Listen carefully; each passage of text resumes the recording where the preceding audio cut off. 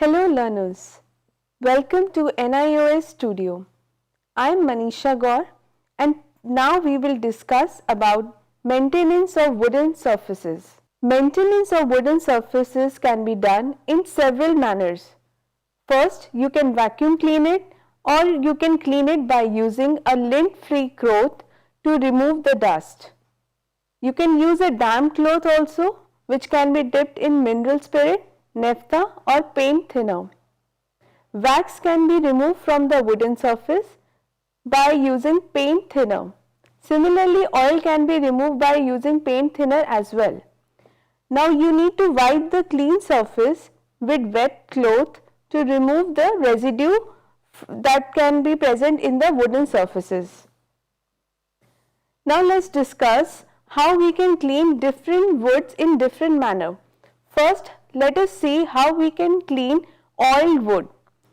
Oiled wood can be used in several manners that it has a very shiny gloss. So there are different methods for cleaning it as well. So never wax an oil finish.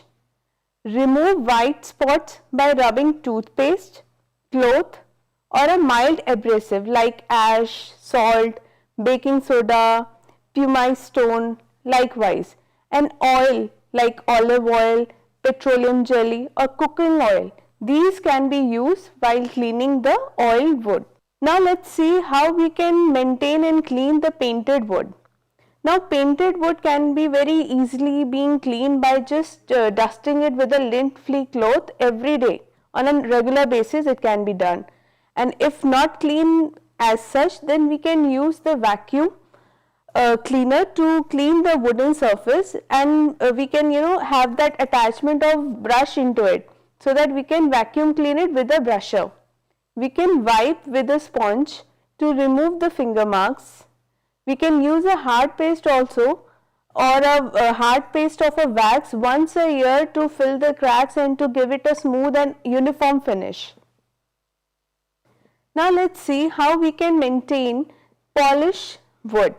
Now polished wood needs to be finished with spirit polish, varnish, lacquer, thermoplastic finish like it can be melamine, polyurethane or wax.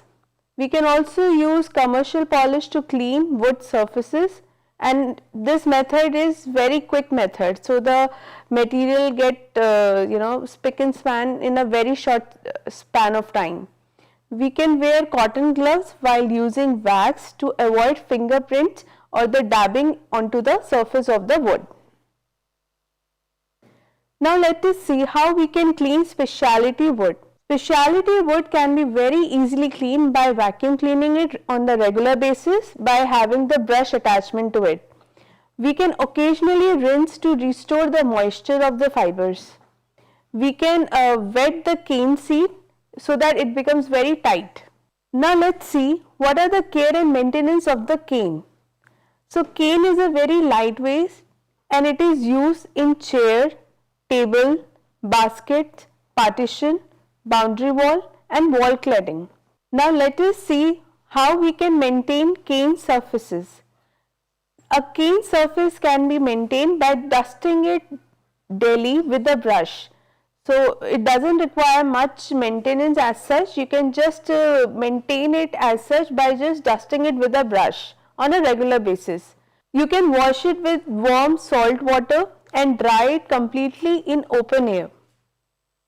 You can also coat it with clear varnish to prevent staining. It can be polished also by using liquid wax polish. But it's very important to know what not to do while maintaining the cane furniture at home. You are never supposed to soak cane under the water. It completely spoiled it. Therefore, avoid soaking cane in water completely. Now let us see, after going through the maintenance procedure for wooden surfaces and how we can maintain the wooden surfaces, we will now switch to maintenance surfaces, like how we can maintain surfaces at our home.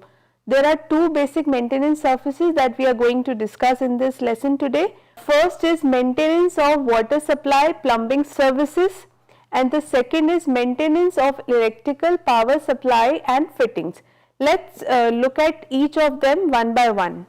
Now let us see maintenance of water supply and plumbing services. So first we have water treatment plant like RO, that is reverse osmosis process, like we have at commercial as well as at residential places also, where the water supply is hard water mainly. So we have water softener plants, we have motor greasing, leaky taps, systems that require maintenance and the repairment. We have clearing clogged pipes and drains. So let's look at each one of them one by one. So this is how the maintenance of water and plumbing services are being done by a professional plumber at our home place also. These are some of the images. So now let's see. First we will discuss about the water supply. How we get water supply at our home? It's by overhead tank, or by running water, or by having boring water supply and summer sewer tank, etc. So now we are going to discuss how we can clean and maintain overhead tank. So you need to regularly clean it. You need to drain out the water once in 2 weeks, like we do at overhead tanks or overhead we have small storage tanks at our home also. So we need to follow the same procedure for cleaning them as well. We need to clean and refill with fresh and clean water. So that could be done periodically, like once in 2 weeks or maybe after 1 month definitely. Now let's see how we can maintain a drainage facility at our premises. We need to use acidic powder to avoid choking. We need to maintain the water pressure so that the water uniform flow of water can be maintained. We need to make the flow of hot tap water after each use.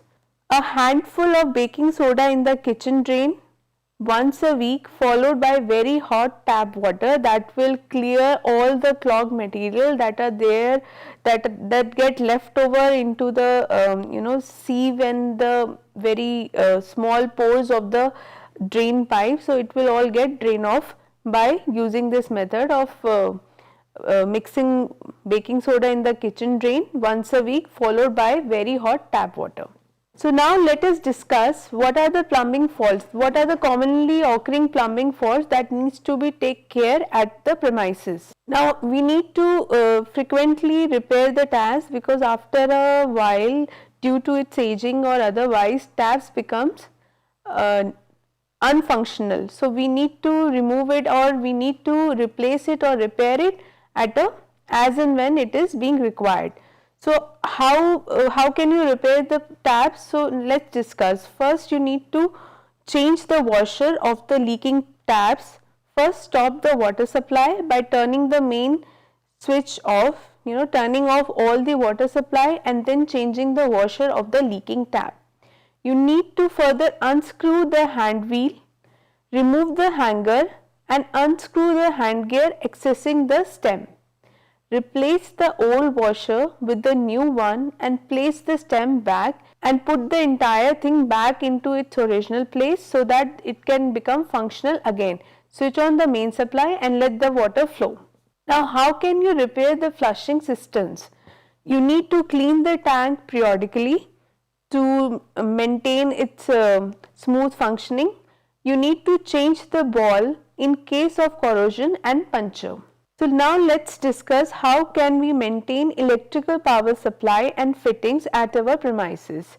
So electrical power supply and fittings can be reach out to us in several forms. First is how you need to maintain the transformers, LT panels, generators, generator sets or DG set as we called it at our premises. Lighting panels and fixtures, like you need to do the replacement of faulty lamps, LED bulbs, lights and CFLs. Fans, switches, sockets, MCBs, main circuit board, fuse and electrical accessories. These are the electrical power supply equipments or the fittings that are there at our premises, and we need to regularly maintain and repair them. So let's see the care instruction, and these are the precautionary instruction as well, because electricity is highly life endangering thing, and you need to be very careful while dealing and using the electricity at any premises. So these are the certain care instructions that should be followed by each and every one of us. Always wear rubber slippers. Always use dry hands completely while you are dealing with wires and electrical equipments. Always keep a wooden plank or woolen blanket handy. Always disconnect the main supply or at least unplug the appliance. Now let's discuss about electric fuse. An electric fuse is made up of a thin metallic wire, normally of a tin, lead and zinc alloy. Sometimes due to a short circuit or a faulty appliance, fuse wire melts and the fuse blows, so that the entire equipment gets disconnected from the main supply. This is the main function of the fuse wire. So how you need to repair the fuse wire in case the faulty circuit has flown and the main circuit has been cut off due to the fuse electric fuse wire melting. So you need to switch off the main supply, identify the faulty appliance and remove it, remove the fuse cutout and remove the melted wire and clean it. Replace with a new wire by passing it through the hole. Replace the corrected fuse cutout, close the box and switch on the main supply. Now let's see the use and purpose of 3-pin plug. So you must have seen at your home where there is an high electricity flow is required, like you have iron, you have heater at your home. So these equipments which require high electric flow, they must be provided with a 3-pin plug.